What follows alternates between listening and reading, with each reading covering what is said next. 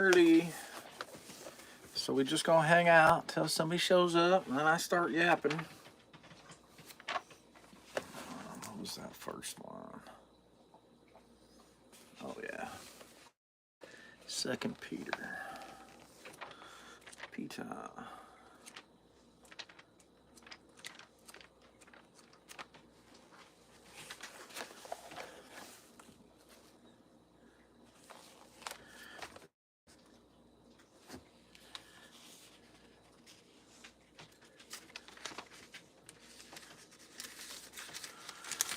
Oh, we're just gonna wait. Where's it at? 2 Peter. There we go. Whoa, what's up, y'all? Shabbat shalom. Oh, goodness. Yep. Whew. I'm on just a smidge early. Way earlier than last week.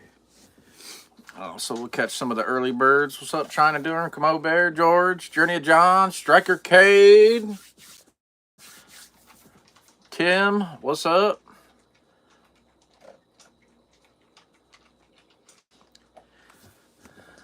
Jesse, yeah, man, I'm gonna be solo bolo tonight, guys. I'll tell you as soon as we get some more people pouring in here. I'll explain that to you.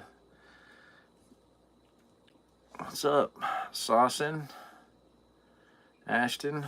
Yeah, man. So I got a pretty cool study. My rib wasn't gonna be here, so I couldn't lead on her for some stuff. So I took a little time. I did a little studying, so I've got a little bit of some notes. Yeah, we're gonna talk about some cool stuff tonight, and it should be pretty good. Also, we're not like at like super duper late night, so it shouldn't be crazy like last week where we had 27,700 and something people come through the live, which was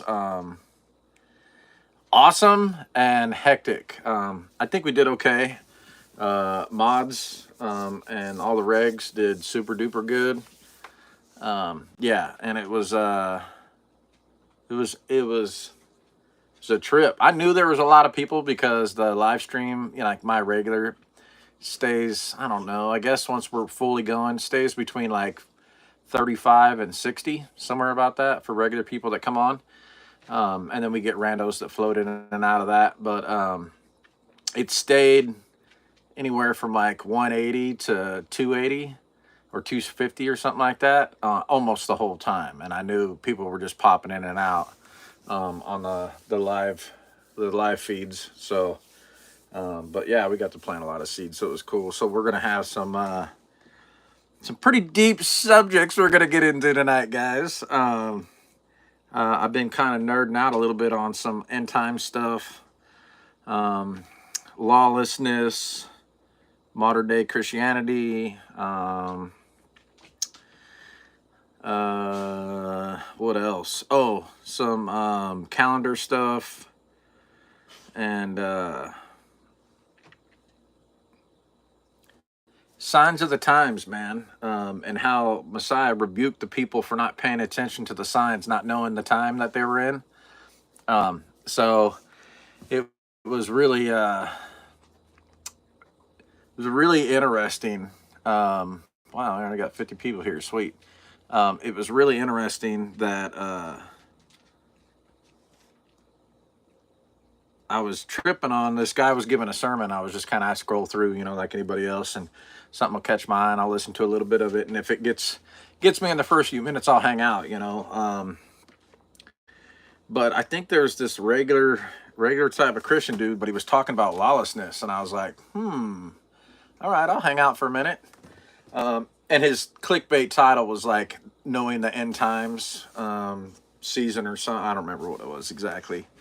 And then also, I think it was that early this week, I think, this thing kept hitting me about about Yah and about like what he says his name is to the people. He goes, just the I am that I am, right? And and then what's Messiah say about himself? He goes, I am the way, the truth, and the light. Nobody comes to the Father except for through me, right? So I am the way. It's I am and the way. So I was just kind of tripping on that. I thought it was really interesting. That it kind of hit me different this week. Um, so I might touch on that a little bit. So the wife's not here since we're kind of rolling now. Lift her up in prayer. Her grandmother passed away. Pretty abrupt. They got news about her cancer having been spread, and then got updated on it, and then hospice. So like in a 3 week period of time, it was, from start to finish, it was about 3 weeks, and it was lights out. And it was from her up and moving around and even driving to Gonzo. Now she wasn't in the best health, and we already knew that, but it was very sudden, and it was a really rough one for him at the end, because when the human body shuts down, we don't make the most pleasant noises, and it's just tough to watch that kind of thing with somebody you love. I mean, it would be with anybody, and it's just part of the process, but it doesn't mean that it's simple or easy. So yeah, so dealing with that. So she's with her mom and aunt and stepdad, being there like she's supposed to. I'm holding it down with the kids. I had to work this week, so I've been solo bolo, and it's been a week. Yeah, it's been a week. This is the first day all week that the house is relatively clean. The dishes are done, and I cooked dinner. So, yeah, I'm not. It's taken me a whole week to adjust. Anyhow, what's up, Norma? Yeah, so it's been it's been a trip. So it's been really good to be able to be in a situation where we could do that. And yeah, it's just one of those things. And I'm grateful that she was able to do all that, and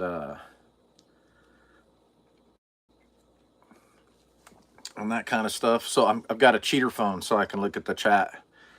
I actually haven't been reading it at all. So it's a lot of Shabbat Shaloms already getting moderated. Sweet. They're hitting the hammer already.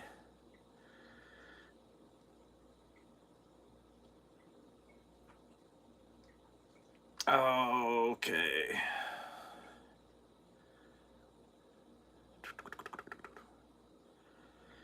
Anyhow, so if you could lift up loud presence and some prayers, Steph, you guys know her.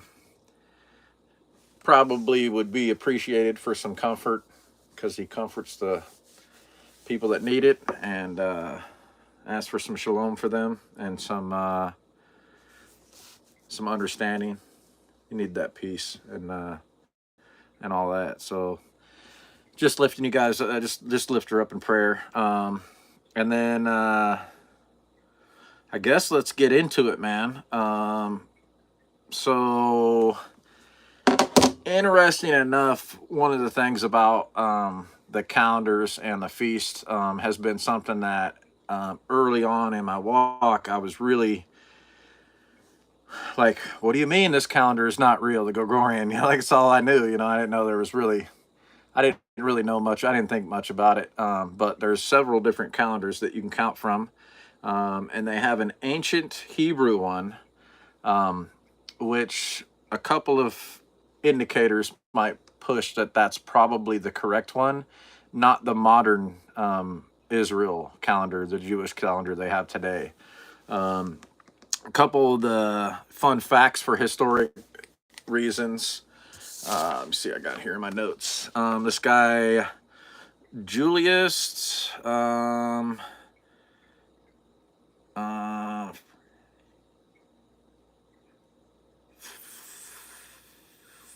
Africanus. Yeah, Julius Africanus One of his books or writings or scrolls was found in 1948 when they discovered the Dead Sea Scrolls. They found some partial parts of his writing, and the parts that they found were talking about his calculation of the ancient timelines and dates according to the ancient calendar that they had, and interesting enough, later on, so they found it in 1948. We're going to assume it's much older because it was with the Dead Sea Scrolls. Some of those Dead Sea Scrolls, you know, predated Messiah by 150 years. So we're going to assume it's a long time ago, right? And this is after they've been in capture, and they were in all this different stuff. Lost, stuck in Israel, all the different stuff that they went through, right? Well, this guy Robert Anderson, in Europe in the 1800s, he tried to figure out. He was a Bible scholar, and he tried to figure out that calendar too. And interesting enough, which is what caught my attention, interesting enough, the Dead Sea Scrolls from Julius and this guy, Robert Anderson, in the 1800s, that they didn't know, they didn't know each other. They didn't have the copies, right? So he couldn't have copied it. Their work was almost spot on as far as the count on the calendar. I got to do some more research on it, but I just thought it was really, really, really interesting. And yeah, so that was like some of my studies today. I was digging into that just a little bit. I'll probably get a little bit more in the weeds on that one if I can find a way to do the calendar and the dates and stuff like that, and then it's still your best guess, because everything I found in calendar stuff has flaws for sure. So I'll see if I can get down on this one. What was the other stuff? I think we'll talk about the mockers of the end times, the scoffers and the mockers, because that was one of the things about end times that I was really interested about, because, I'm sure that our grandparents were like, oh, Jesus is coming back. And it's been that way ever since, right? But I think in 2 Peter 3, verse 5 and 6, I think somewhere in there, we'll have to read it. I think it talks about them kind of scoffing, saying, hey, like, yeah, he's said he's going to come back, but, like, whatever. And there's some other verses in there too about like being ready. And the title of that study was, watching for his return, and because we don't know the day or hour, but we're supposed to watch the seasons to know what season we're in, right? And I think that's super interesting. And what else are we going to get into? Oh, I did some Greek word study on lawlessness. Yeah, I'll get into some of that in a little bit.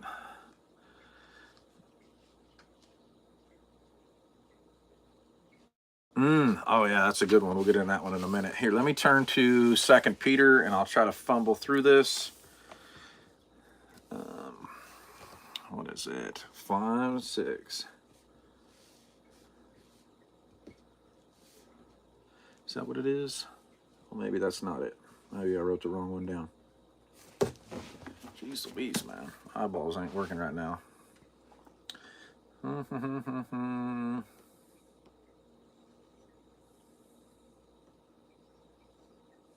Oh, yeah, that's not the right one. That's not the right one. Yeah, that one's actually the one that I was looking up that kind of leads into some of the other ones. I wrote the wrong one down with it. That's okay. But he's still making his point. It's the same creator that did all those things. That's a good one, too. Hold on. Let me catch up with the chat, guys. Let me catch up with the chat. What do we got here?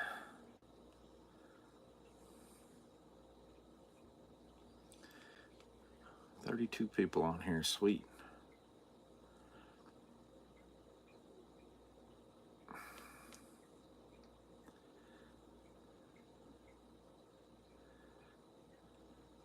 Oh, thanks, Tommy Luck, about the shirt.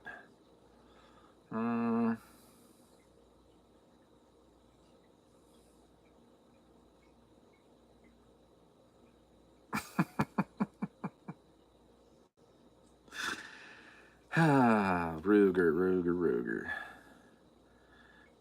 Not Jewish.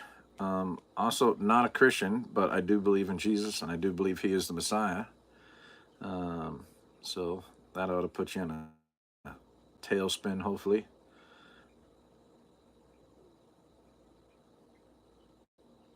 Oh my goodness.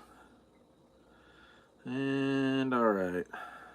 Yeah, we're whole Bible believers for sure.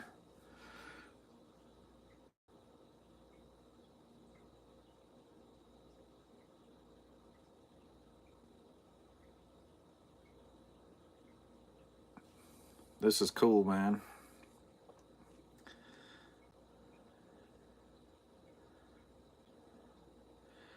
All right. Well, for some of the new people, wife's not here, suffered a loss in the family, so she's dealing with family stuff.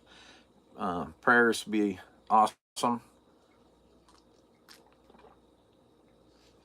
I'm going back and forth between water and some of the kafafafe. Yeah, welcome back. So what do you guys want to get into? Because I was checking out this lawlessness should be like a little New Testament study we do, because I think it the phrase is used a few times in pretty strong verbiage for it not to mean anything. And I think that what is it? It's synomia is the Greek word for lawlessness, which, if we're in the New Testament, that's basically what you're going to get.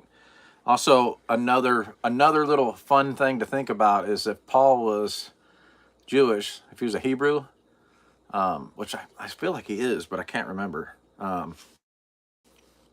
Give me a yes or a no in the chat, because I can't remember. I swear he is, but maybe not. It's really interesting that he writes so much stuff in Greek in the New Testament instead of in Hebrew. Just a little something to think about.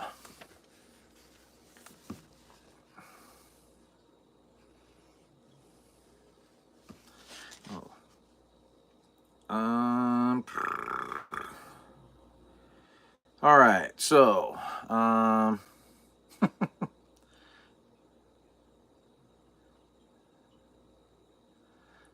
yeah, for sure. Yeah, but what nationality was he? Was he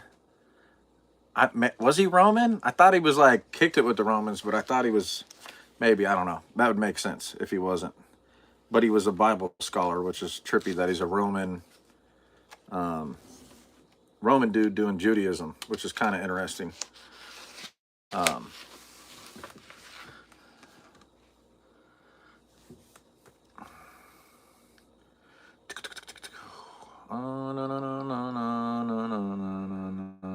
All right, cool. So anyhow, I was looking at lawlessness and its use in the New Testament, because I watched this regular Christian dude use the word. And it was because the increase of lawlessness, he was talking about the love of many will grow cold.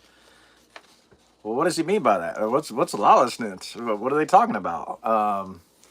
Like people ain't following the law anymore? Like the government? Like they're breaking the law? Well, I'm pretty sure if it's in the Bible, they're talking about the law that was handed from the Father to Moses. And yeah, so we got that one. And then, depart from me, you workers of lawlessness. I never knew you. And then we've got the lawless one. Yeah, I don't want nothing to do with that. So just interesting verbiages that I was in. The other fun one.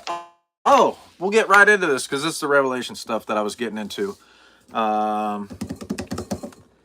So in Matthew 24, his disciples ask him three questions. When is this going to happen? What will be the sign of his second coming? And what will be the sign of the end of the age? Now, age for some reason caught my attention tonight. End of the age, like the end of the world, the end of the Ice Age, the end of the, Dark Age. So I'm gonna have to study on that one, but um, just was at Age of Man, Age of the World. I don't know, but maybe the end of the world. I don't know. So that one caught my attention when I was in Matthew 24, but I was cross referencing it um, because it kind of got me going on the Jeremiah 12:5,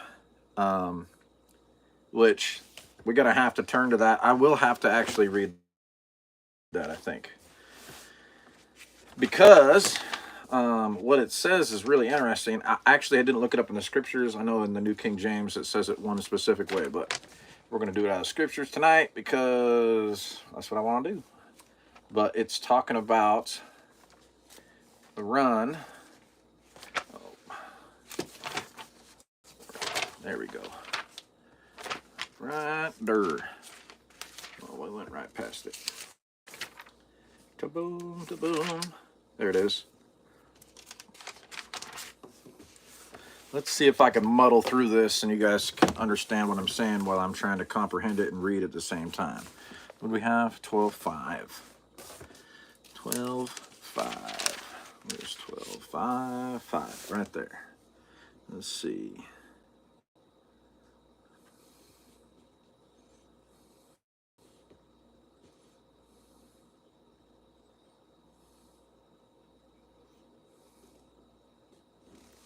Oh, this is so good.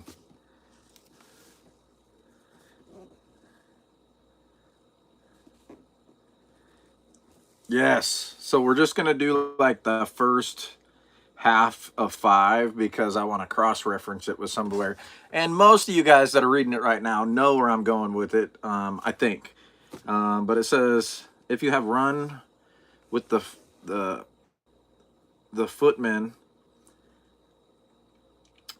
and they have wearied you, then how do you contend with the horses? Um, Now it's speaking about something else, but what it brought up for me is this is a little bit of foreshadowing of what they're talking about in Revelation 6, when we've got the hard times coming when the seals start to break, and we got the four horsemen that are really pretty funky. And then on some of the other lives I've done where I showed the color of the flag and Middle Eastern flags, and they kind of line up with the color of the horsemen in Revelations. But it's like, if you can't run with men, if running with men on foot is making you tired, how do you ever compare to tend with the horses that are coming, right? Now, this is speaking in a story about something else.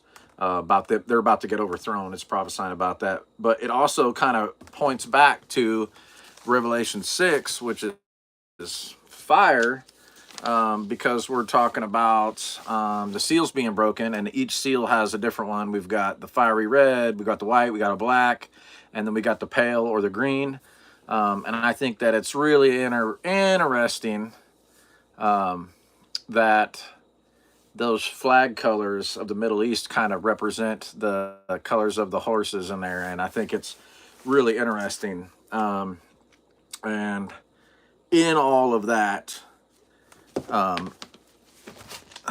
there's some nuggets.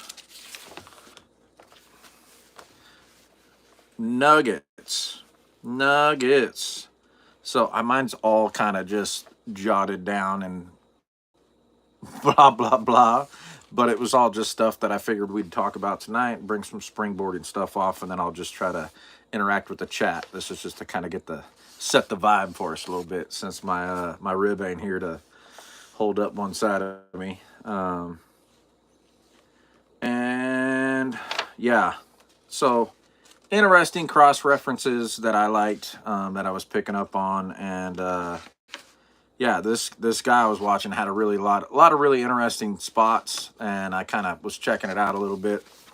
But his video was kind of alluding to a broader count of timelines and how things were counted.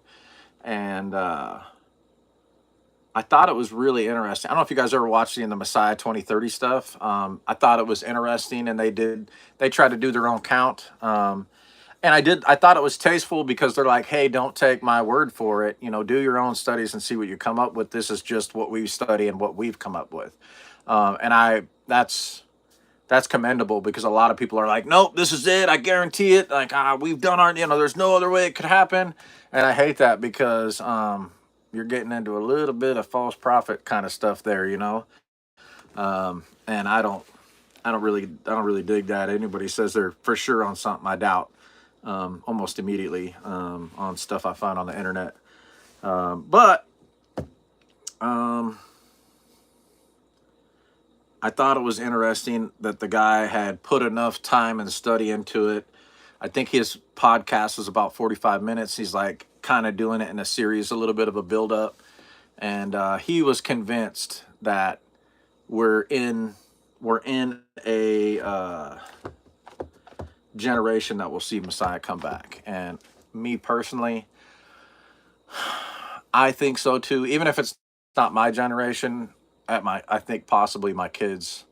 Even if I'm not here now, who knows? Nope. All I can do is watch for the seasons. Now, if we kick off in the seals, like, this is going to be pretty much undeniable. And if we get all the way through into the trumpets, and we see some witnesses in Israel, and like this, we'll all know for sure, right? So anyhow, I was just bouncing some stuff around. I'll save these. Yeah, I'll save these for something to kind of springboard off of. Yeah, I think 2 Thessalonians 10 and 11. 10 kind of predominantly being that people basically walked away from faith because, or lost, or got misled because they didn't have the love of the truth. It's not that they didn't have the truth, it's that they didn't have the love of it. And that was a really good little nugget that I heard that I wanted to kind of bring and emphasize, because I think that's the truth. If you love truth, you love the word. And that's kind of my jam on this channel, is the Bible in context. And you guys know that about me. So like, when we have people that have a doctrine that is very that will contradict the rest of the scriptures, and it doesn't quite align with the whole book, because the whole book has to make sense. It can't be like, well, you get to make up your own whatever sin is to you, kind of. That's not biblical. Also, a lawless Messiah is not biblical, so we know that's not the truth. So anyhow, let me catch up with the chat, because I see people on here getting smacked on, and I haven't even got a chance to like say nothing.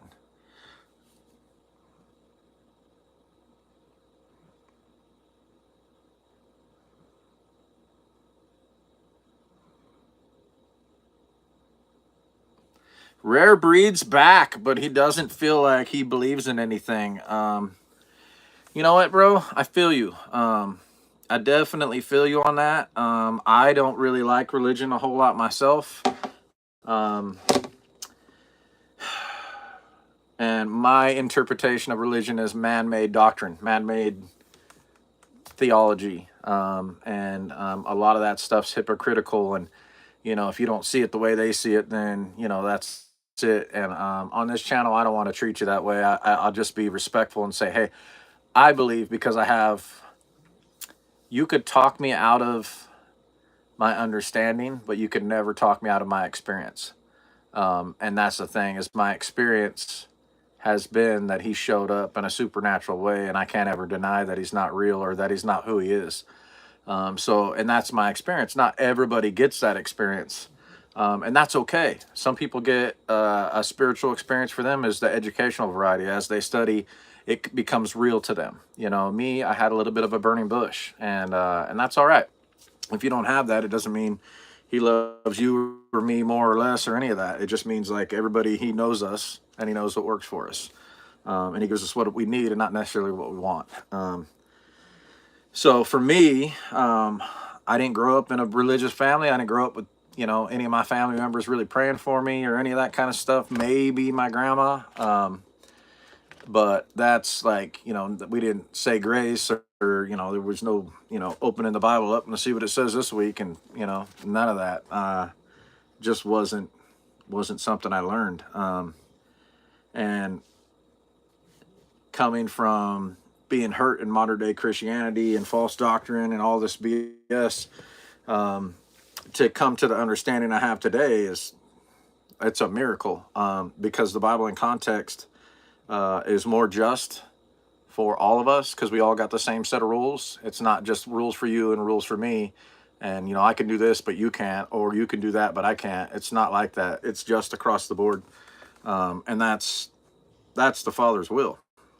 And I love that because it shows his character, with his people that he loves. If you want to follow him, he doesn't make it oh man. Well, somebody moderate that, please, for me. Thank you. And thank you. Very good. And then, so yeah, that's it. To being set apart. I think that's the thing, is like, we can't be like the rest of the world. And if you got 140 something thousand or 40 something thousand denominations in Christianity, how would you ever pick, which one's the right one, which one's the wrong one? And they all say they're the right one. They the way they're doing it's the right way, and everybody else don't know. I just can't. I can't. The understanding that I came to was revealed to me by the Father, but not just me, for all my brothers and sisters too, because it's not like I'm on here selling my belief. All I'm trying to say is read your Bible for yourself in context, without any preconceived notion that it means what somebody else has told you it means, because you have to study and pray for yourself to know that.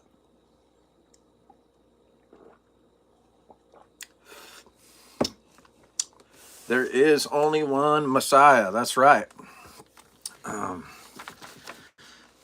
Oh yeah.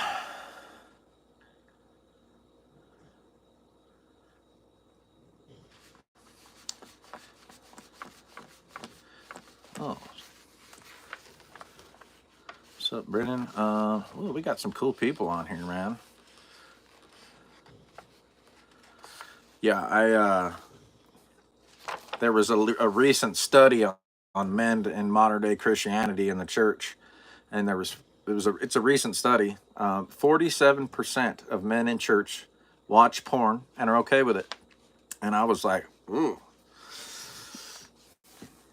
yeah, that's the watered down bullshit that I'm not really interested in. Pretty clear on lusting after even somebody, and just the difference between flesh and probably 95% of the people on there are trafficked people anyhow. I mean, how could you watch that and feel good about yourself? So yeah, I mean, don't get me wrong, I did all that shit too. It's just I acted on a conviction that I got from the Father and said that ain't for me. And praise the Most High, he's taken that from me. But it's not like I'm not human or flesh and don't have my body or mind trying to tell me, hey bro, just a little peeky poo ain't gonna hurt. Nah, dude, it will. Ain't no good. Hold on, I gotta catch up with the chat, guys. Give me a second.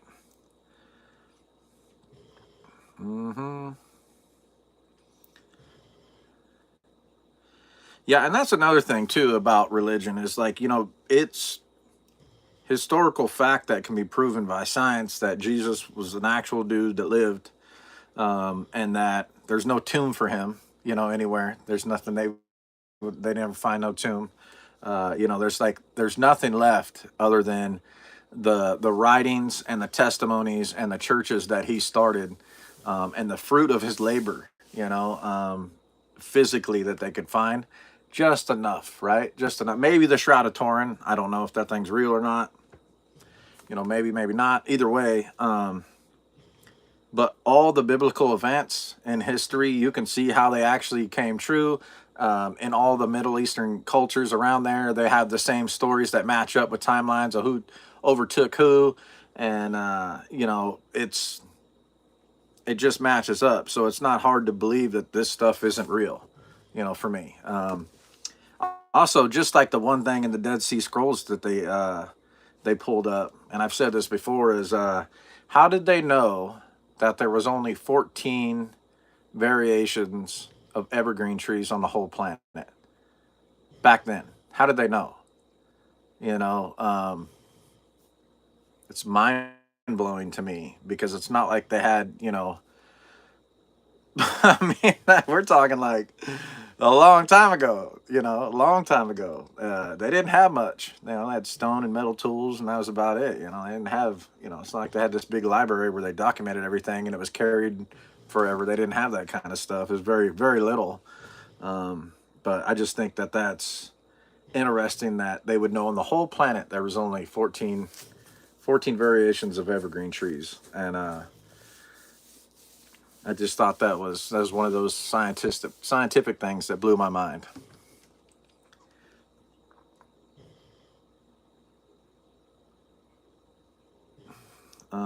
Christy, Orthodox is no bueno.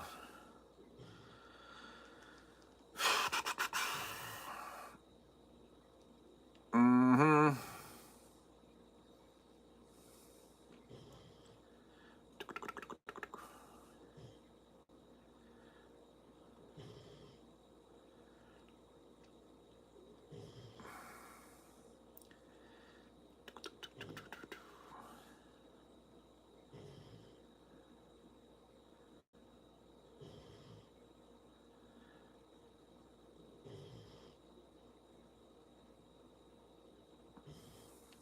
Man, so there's like a lot of good comments going on in the chat. I can't keep up with half of them. I'm trying to speed read through this thing, and you guys know how I'm about that.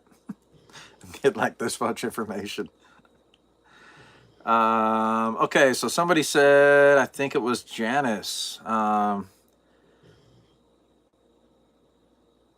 What is your belief? Any religion? So, if you're still on here and you haven't jumped off yet, I believe that the whole Bible applies today. I don't think that Jesus came to do away with the law of the prophets. I think that he came to show us how to walk it out. And I think that for me, the difference between me and modern day Christianity is I have found the definition of sin to be going against the Father's instructions, the commandments in the Bible, all of them. And although we can't do all of them, some of them, there's no temple, there's a lot of different stuff. There's no Levitical priesthood or Aaronic priesthood. There's a lot that we can't do. But it doesn't mean that doesn't define what sin is. Also, it says that's what sin is in a few places. It also talks about what sin is in your personal walk. Like if you know the right thing to do and you don't do it, for you that is sin. Yeah, I mean that's pretty basic. If he convicts you to do something or something's right and you don't handle it, no bueno for you. Because he knows our hearts, right? He's watching. He knows what's up. And I think that if sin hasn't changed from the beginning of time, since Adam and Eve in the garden, hey, do this and don't do this, instruction from the Father. If it hasn't changed from the beginning of the creation of man till this very day, which I don't believe it has, then it's the same set of rules that the Father has always had for his people. The only change in that would be that when you sinned, there had to be a sin sacrifice. And because you always had to pay with blood, and so like if you weren't stoned to death outside the gate for sinning, because the people would be worried about the Father's judgment falling on them because they feared him healthily. Also, he commanded the people, for example, so that they wouldn't sin and go against him, especially after all the stuff. I mean, if you watched all the miracles of the Red Sea part and manna and clothes not wearing out for 40 years and like all this different stuff. Got a 5x5 on here?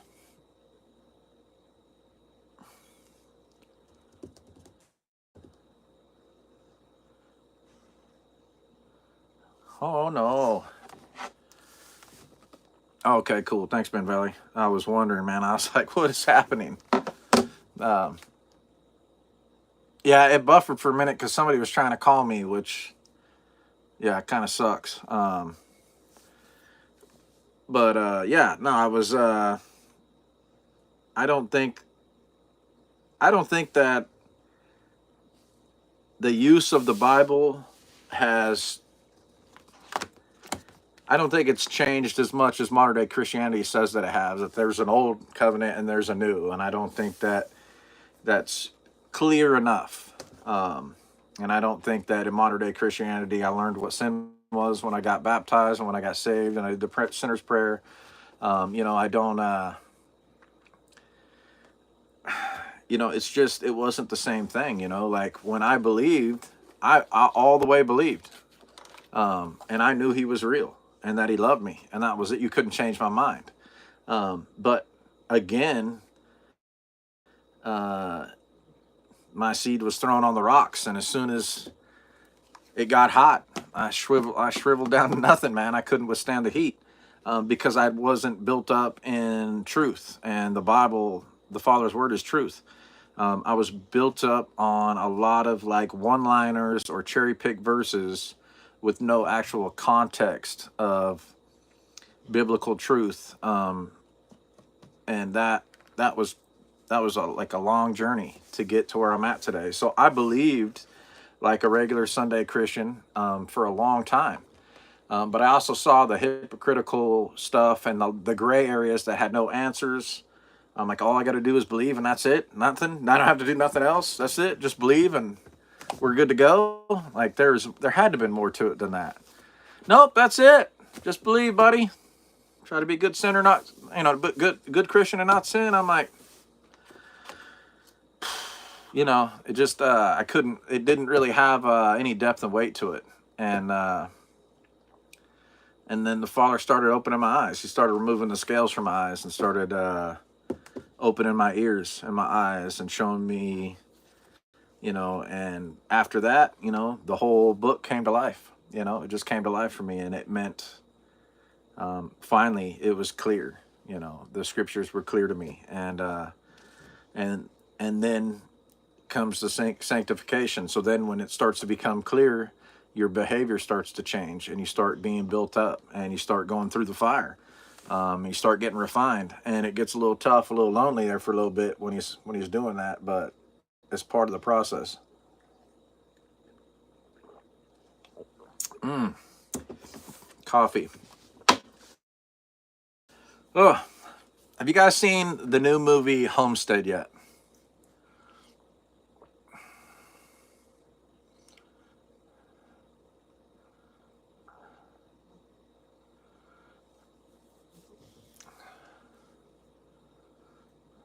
Question. Hold on, let me read this one.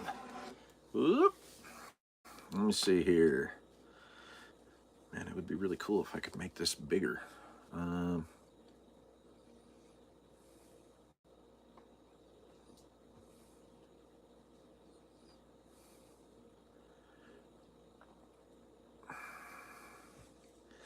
so that's a good question, actually.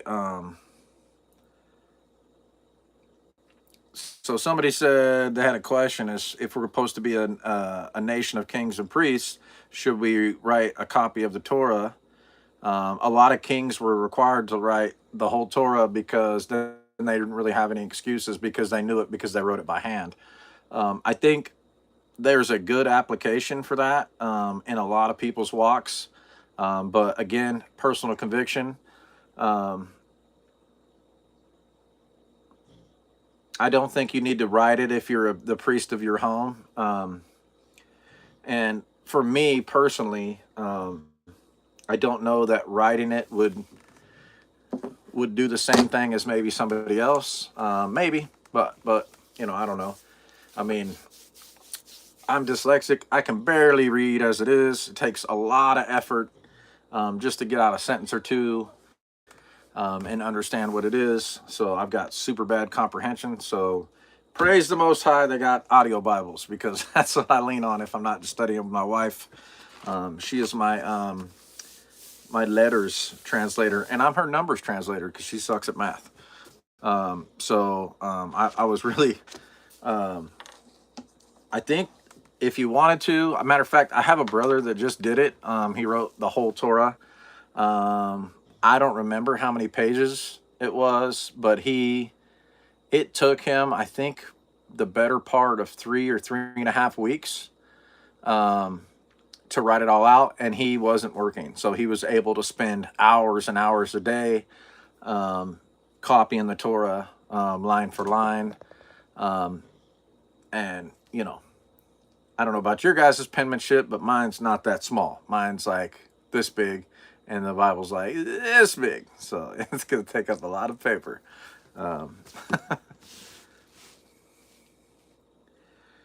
Ooh, let's see.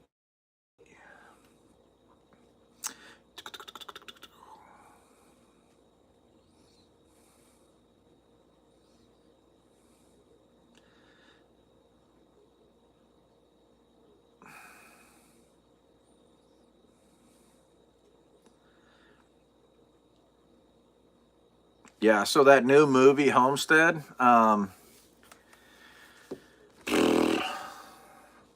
wasn't really impressed with it. It did give me a little tearjerker at the end, because I like the change of heart. I could see where they were going with it, and it was really kind of blah. But the very end of the movie actually kind of won me over a little bit. But it's kind of a spinoff because it goes into their series, and it's still ain't enough of the father in it for me to be excited about any of that movie, and it's not enough of the prepper porn for me to be like, oh yeah, their team guys were weak sauce in the movie. They weren't really, and I get the gist of it, but yeah, it wasn't really my jam. Pretty worldly view of the whole scenario, and it wasn't really end times. It was like, if the U.S. fell, so it was like all of it was just a little. It was a different take on it. I wouldn't say it was a terrible movie, but I'd wait till it was just on Netflix or something if you're going to watch it. Let me see. We are not Gentiles if you believe in Messiah, Lori. We are not.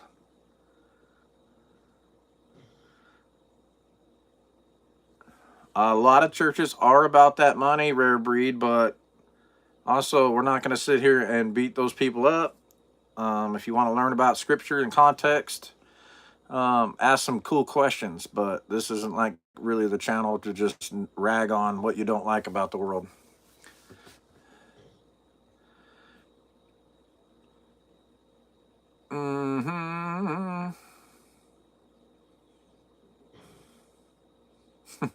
Sawson says my penmanship is in the trash. Yep.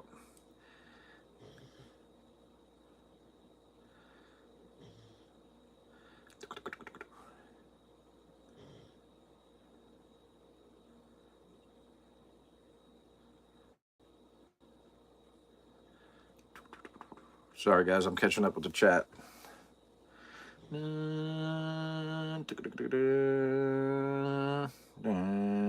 Okay. Oh, man. We got some trolls in here.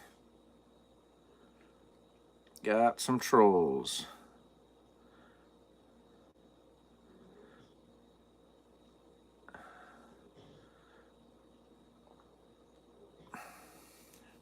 Bye, Felicia.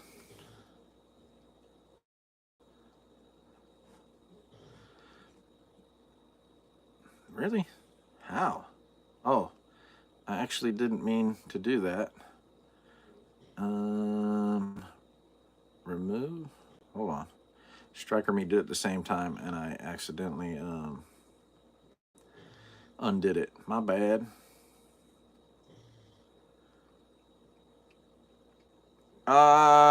Steph. Oh, well, so I'll repeat it. Early on in the thing, Steph's grandmother passed away, and so she's not here tonight. She's out of town, doing family stuff. She's with her mom and her aunt, helping and grieving and going through the process. So she ain't here tonight, so I'm gonna be a little bit boring because I don't read near as fast as her. Thanks, Striker, by the way. All right, what do you guys want to talk about?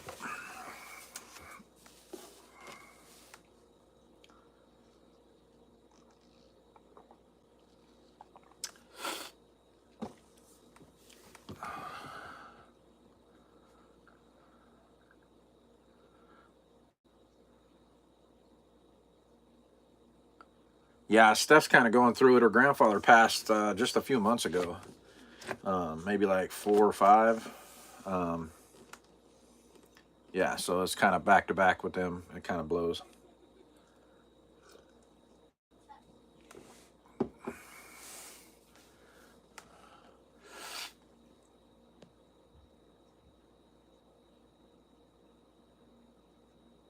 The Torah is just the first five books of the Bible. Yes, we read from it. It also is the Father's instructions for His people. Basically, it gives you a good um, character witness of the Father's character and how much He loves His people, and how much He doesn't tolerate bullshit or unclean abominations or anything like that. And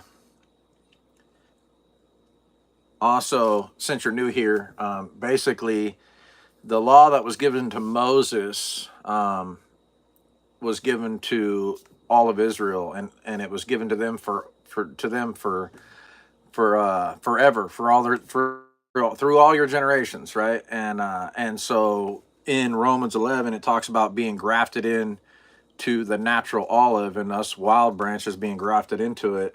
So if you believe in Messiah, you're basically grafted into that same family that's already been established.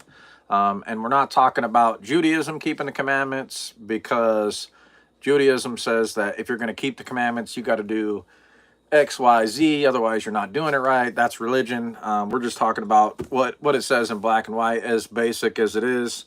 And nobody does it perfect.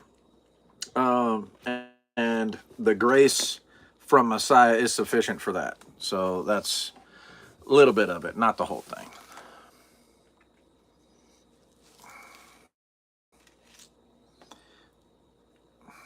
Mm-hmm.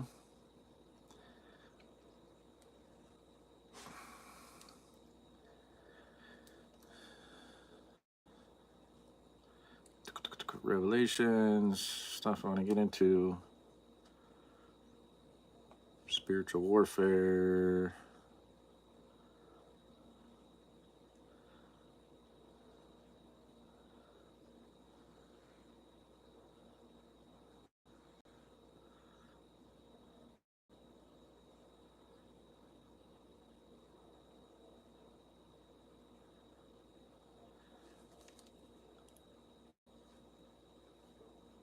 Well, so yeah, I think that's actually a good one.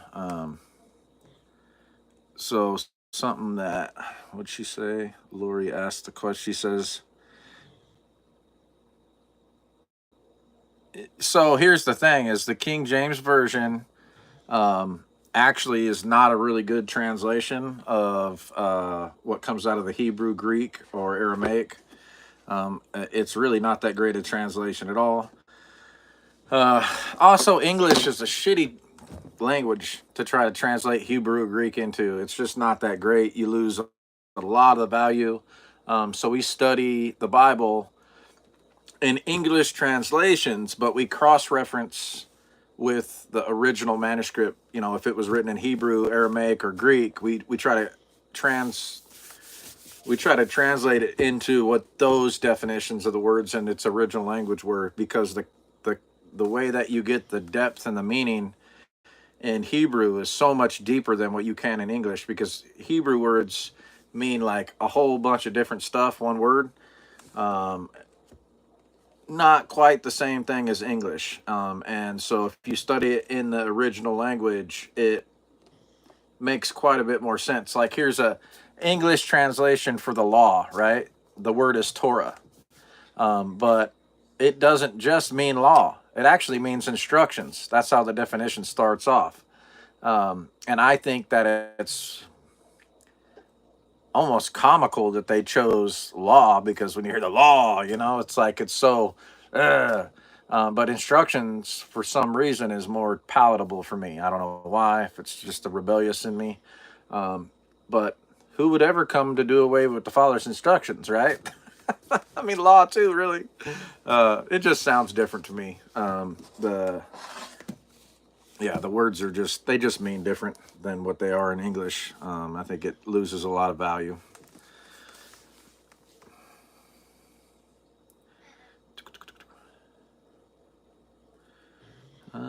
Du-du-du-du.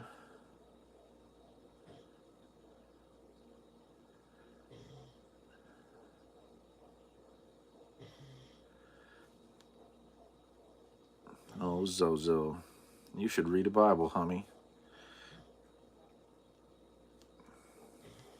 Yep.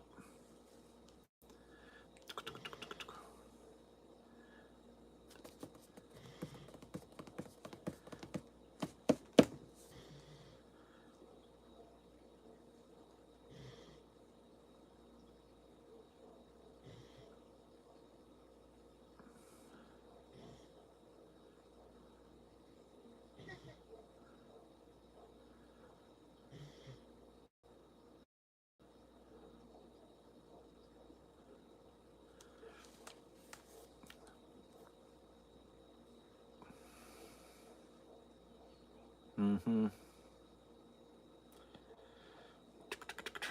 Oh man.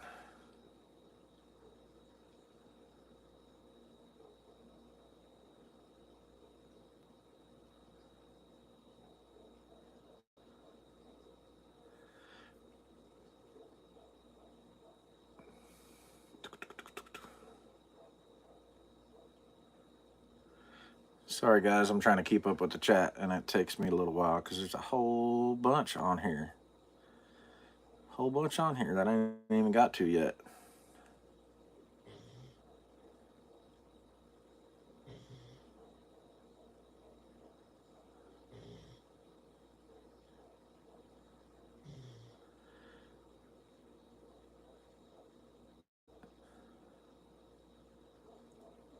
Mm-hmm.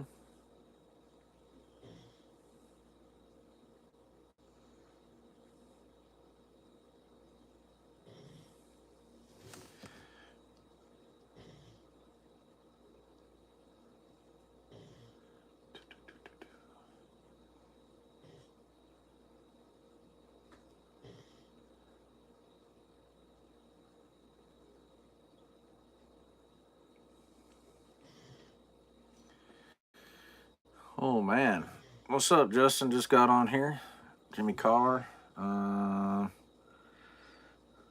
oh, what's up, Loud? Hi, babe.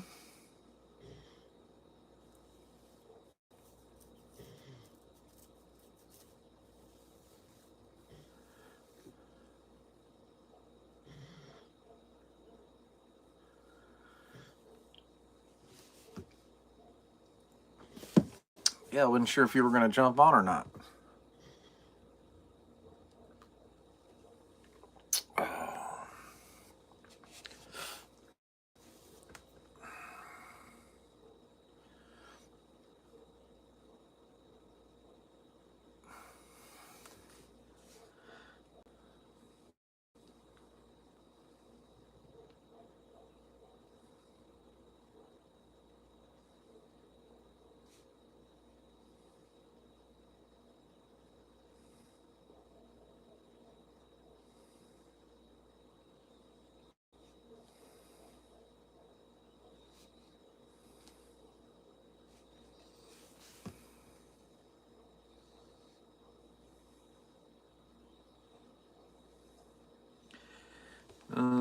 Farm for Truth. I don't think that the books outside of the 66 book canon we have right now are. I don't think there's enough clarity on which ones are which. I have my hunch on some of them, but then I find stuff that's a little bit contradictory on a couple verses and some of it that, I just don't know which ones were which. It is interesting, and there's a theory that there was actually 88 books in the original canon, but or that were supposed to be in the canon, but I do not know. Um, I know that we have enough here to find salvation and find the way and find enough truth that we got a lamp to our feet. That's what I do know. Yeah, I can't wait for ATS. Boy, I need that. Yeah, I need me some of that. I'm gonna get me some. I'm gonna get me some shalom. I'm gonna get me some fellowship and witnessing and prayer and lifting people up and dunking some people in the water. It's gonna be awesome. And I think Sunday I'm gonna go fishing. Yeah, I think that's the plan, man. I gotta get my fishing license.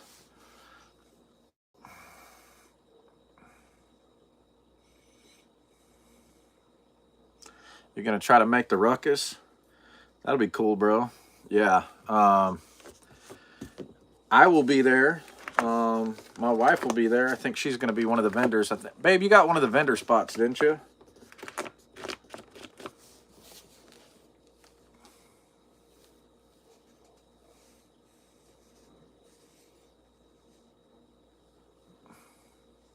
Yeah, that's what I figured. So I just was making sure. I didn't want to misspeak. Patchy party. That's right. Oh goodness. Na, na, na, na, na, na.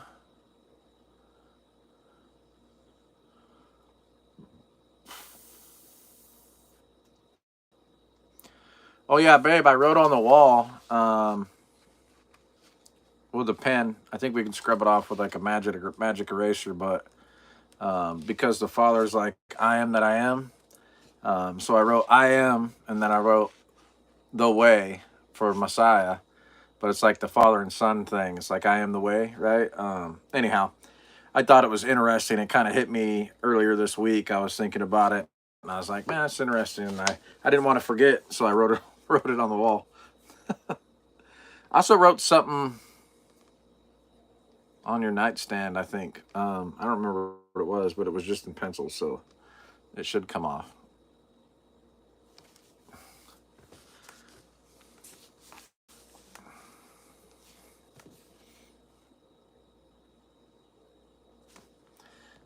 What is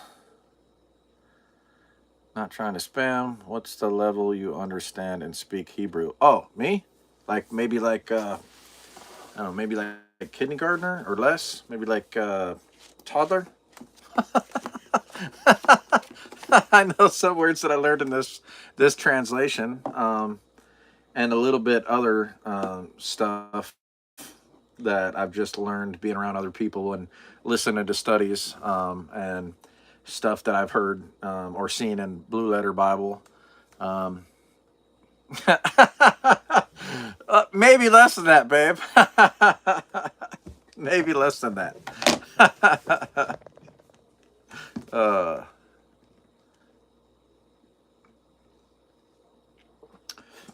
I know more Spanish words than I do that. But I know more Hebrew than I do German or Native American or Asian. So I guess that's good.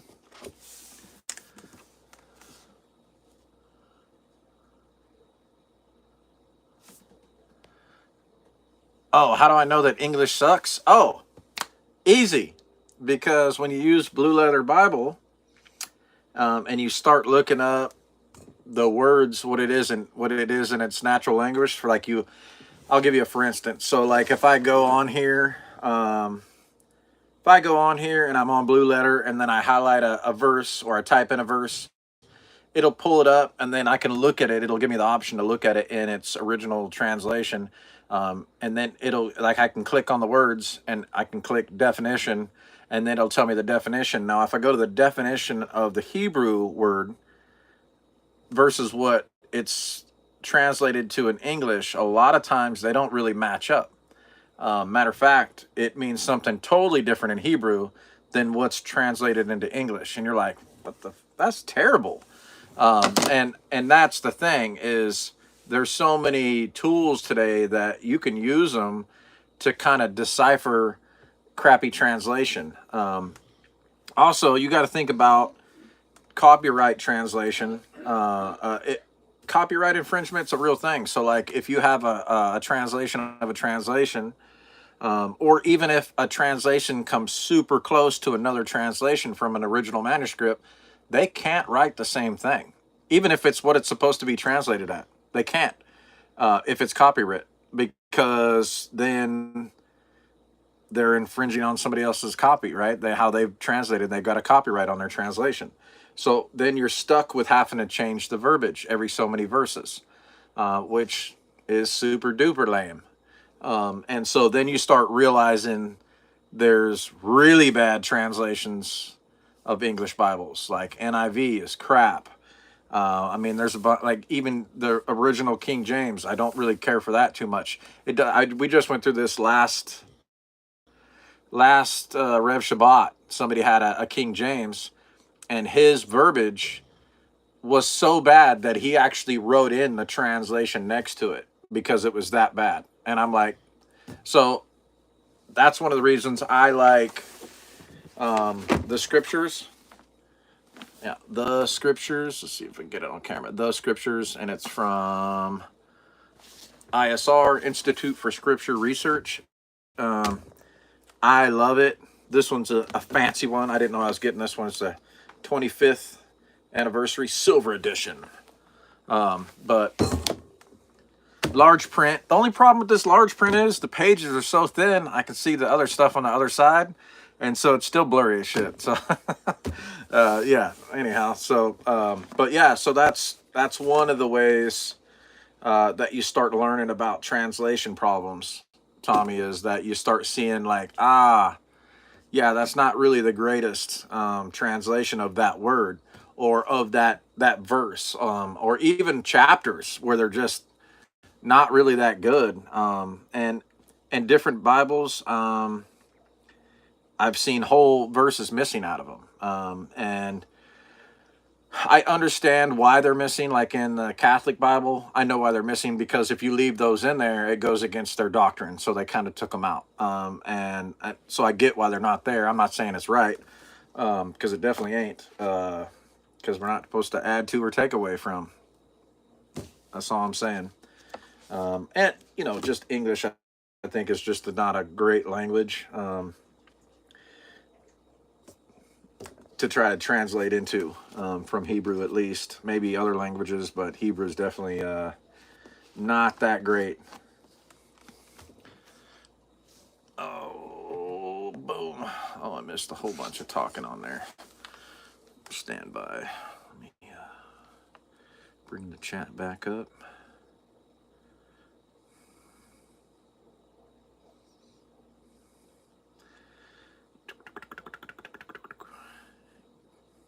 Queen James? No, I have not heard of that. That's weird.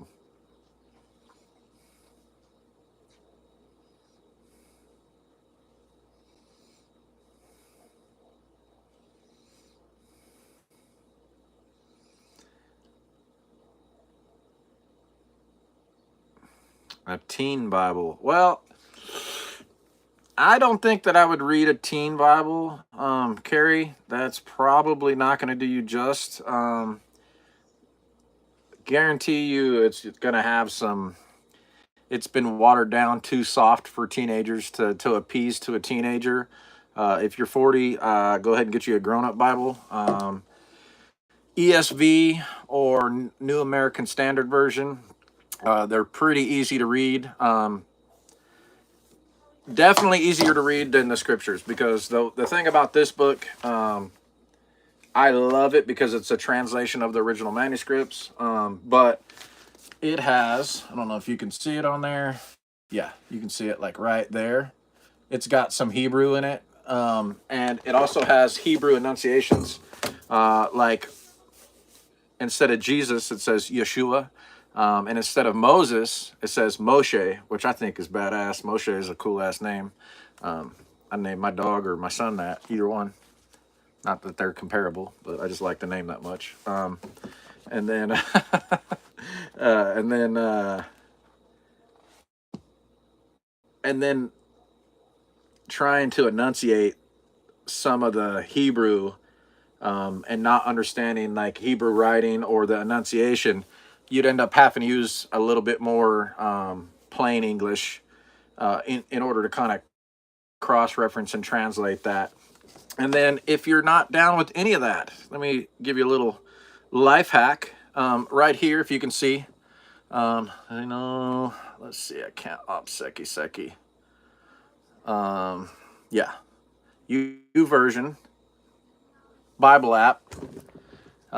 It will have, let me see, this guy right. Let me see if I can do it without second. Right there, this little guy, the U version Bible app. It'll just say Holy Bible. It's a little brown one. That U version Bible app has a whole bunch of translations. It has the scriptures that we read out of. It's got King James, it's got ESV, it's got NIV, it's got Mormons, Catholics, Jehovah's Witnesses. It's got all the translations, so you can really kind of look through all these Bibles and see which one says what, and the format of which they're putting their own doctrinal translations on stuff, or what they're really trying to aim at. But that's easy to do. It's a free app. It'll read it to you on certain translations, which is why I have it. Usually I use the audio from, they don't have it in the scriptures except for in like a robot voice that I found. Unless you got, I think there's maybe, it's a YouTube channel or two, but I haven't found an app that doesn't sound like a robot for the scriptures.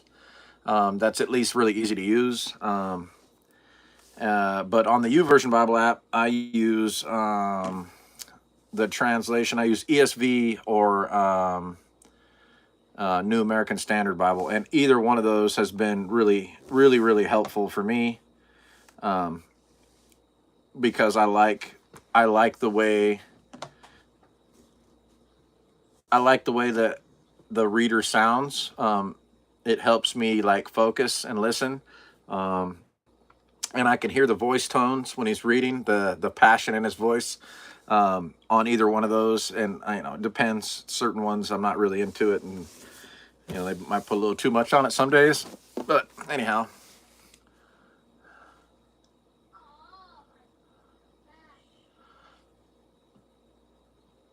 Also, you can read along with Bear Independent on his Bible, read the Bible thing. I think he's done all the Torah portions, all the major and minor prophets, and all of the New Testament on YouTube. And he does some pretty good.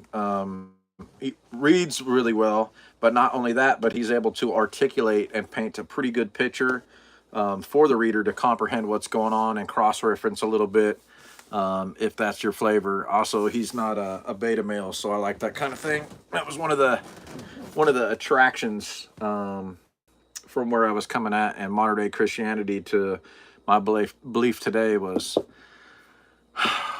it was just, there's a lot of softies out there, and that wasn't my jam because I'm rough around the edges, and that wasn't really for me. But I also know that Messiah loves me. And so like there's a time to be soft and there's a time to not be. And I ain't found that balance really good yet. I'm working on it though.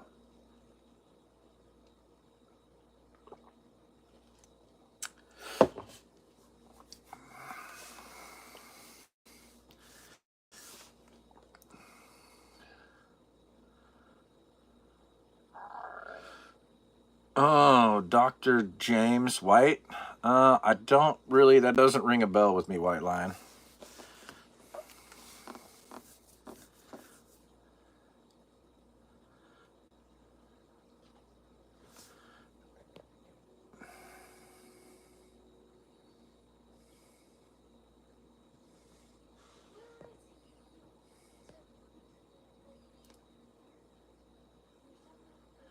No, Messiah already came.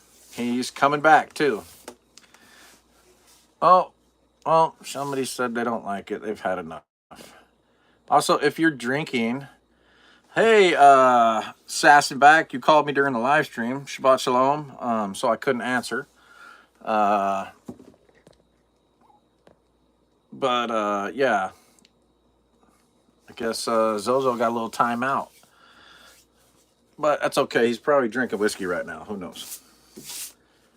It's funny because he's been here before, and he's already always very argumentative. But he comes back, so I like that he's here because at the minimum we're planting some seeds. So I hope that he, gets enough courage to open a Bible for himself and read and ask if the Father's real and pray. Because that's the only thing that's going to make any of it work for him is if he actually tries himself.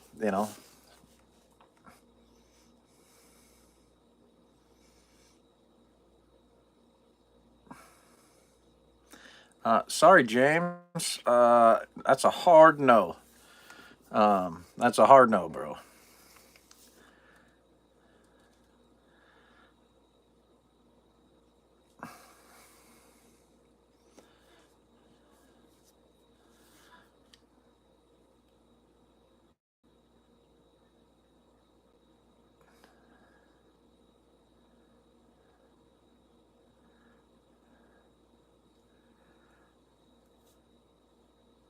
Yeah. Yeah, I mean, if you want to drink, for sure, drink. Just don't be belligerent on the channel. That's all. That's all I'm saying. 724 channels. List some of them. Yeah, list some of those channels that you're a moderator on. I wonder if there are any channels that I might know. Yeah, that's right. No.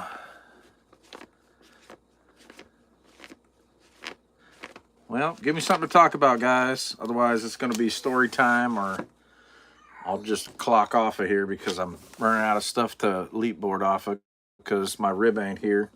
I mean, she's here, but she's not here. And this is like my comfort area. I'm nothing without you, babe.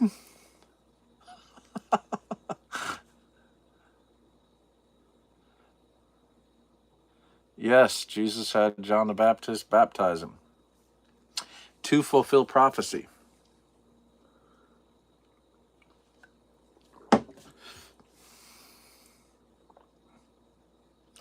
My rib is my wife. Adam and Eve, and Eve was made from Adam's rib.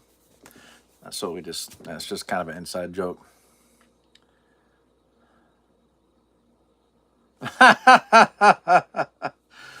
uh,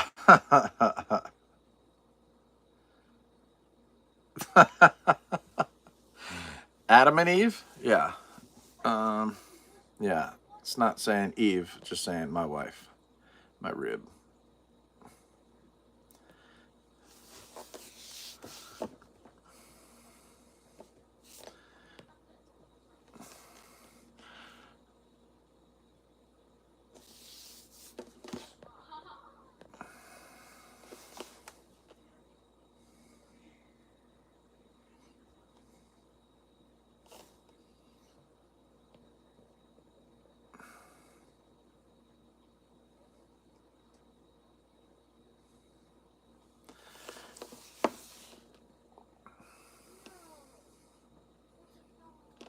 Oh my goodness, man.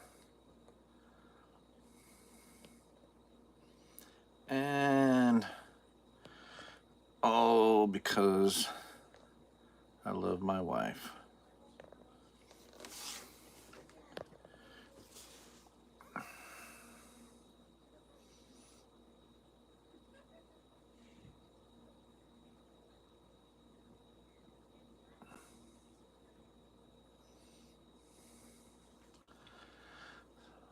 Oh man.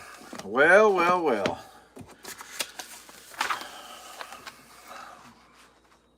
Let's see here.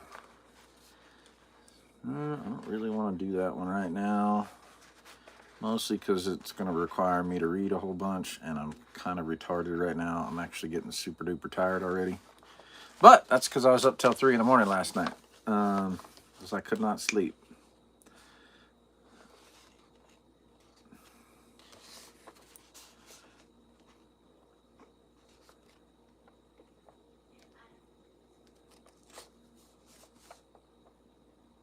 Yeah, none of that.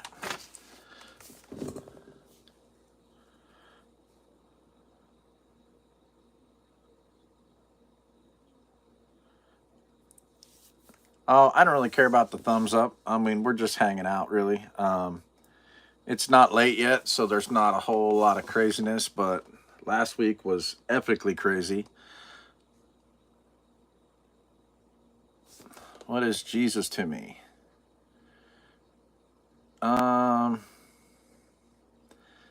So Jesus, which is translated in the English verbiage, in Hebrew, he's the Messiah, right? He's the chosen one to come back and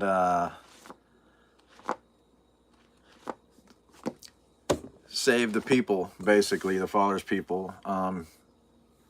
He's our Redeemer, our Messiah, our mediator between us and the Father, because in this fallen bag of flesh, there's no way really back without the Messiah. There's too much that would divide us from the Father, and so we have to have a mediator. And gosh, it's really hard to get into all that right now. He's the only reason that I have a chance in going to heaven. That's it. He's my Messiah. He's my Savior.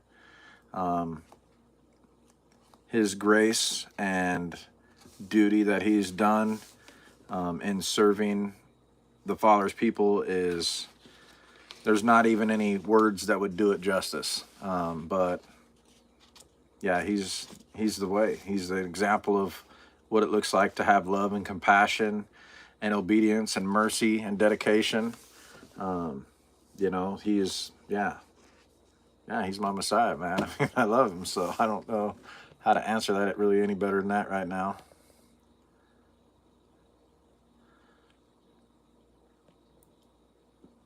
We got some stuff going on in the chat, and I can't keep up with it. It's just too much.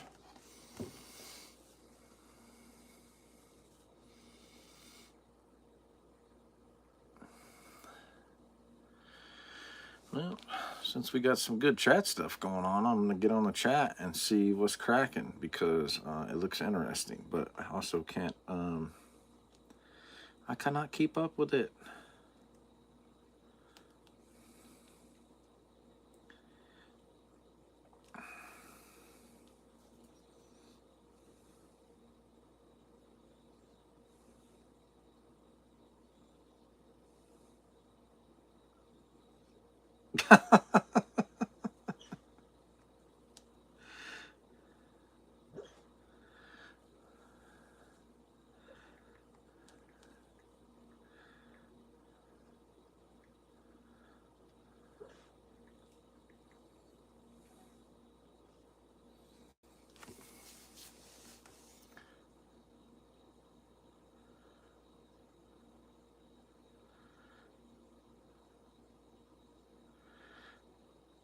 Yep, high priest, all that.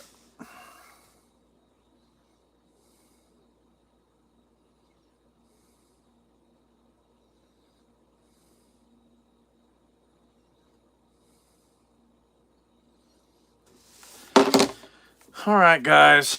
Well, I'm going to probably jump off of here. I'm smoked, and it's just not the same without loud presence like next to me. Yeah, even though I did some studying and tried to bring some stuff to springboard off of, didn't quite get me there. So that's it.